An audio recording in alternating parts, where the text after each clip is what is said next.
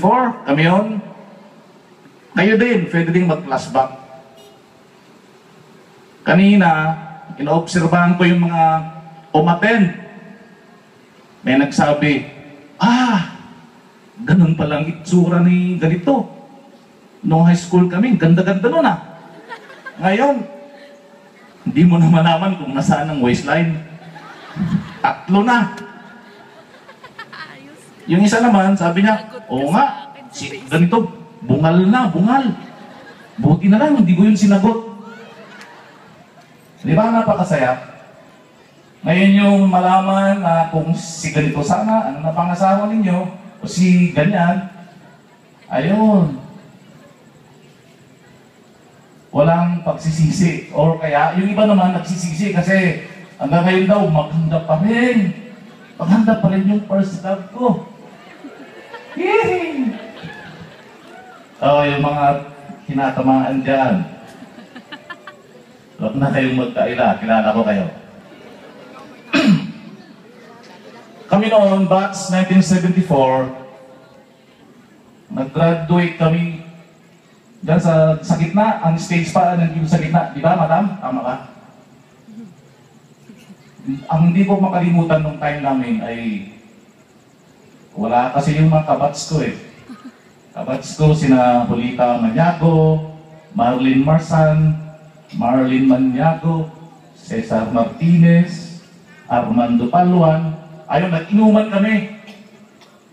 Inuman kami dun sa bahay ni David Kerubin. Hindi ko yun makakalimutan kasi imbis na yung mga babae ang mag-alaga sa aming mga lalaki, kaming mga lalaki ang nag-alaga sa kanila. Kasi puro sila lasing. Nabubusuhan na nga namin eh. Hindi ko makalimutan yung ininom namin. White Castle Whiskey. Ang sabi nung isa, Red Castle daw kasi Red Castle. Inom pa tayo! Ayun. So sharing and giving back. Konting seryoso muna.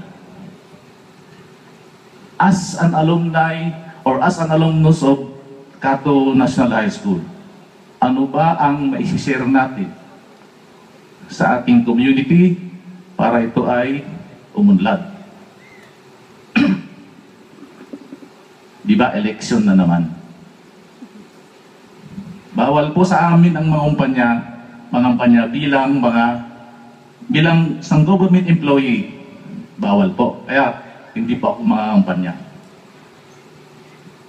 I just want to tell to the alumni of the Cato National High School na sana ay tulungan natin ang ating mga kamag-anak, ang ating mga kaibigan para bumoto ng tama. Di ba? Hindi aasenso ang Pilipinas habang ang mga botante ay patuloy na tumatangkilik sa mga politician na walang ginawa kundi mangako. Puro pangako. Sabagay, sabi ng politician eh, nangako. Nangako eh. Gusto mo, tuparin ko pa. Sobra na yan. Di ba? Bago natin iboto ang isang kandidato, tignan natin yung record niya. Siya ba ay makakalikasan? Siya ba ay makatao, makadiyos? Yun po ang ibig kong sabihin. May kwento nga ako dyan.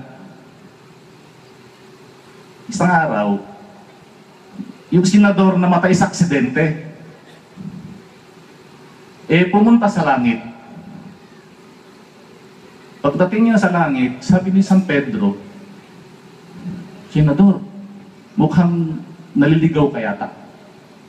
Kasi wala pong politician dito na pupunta sa langit. Bakit kayo nandito? Ngayon, sabi ni San Pedro, ipapakita ko muna sa iyo ang impyerno para mamili ka kung saan ka talaga pupunta.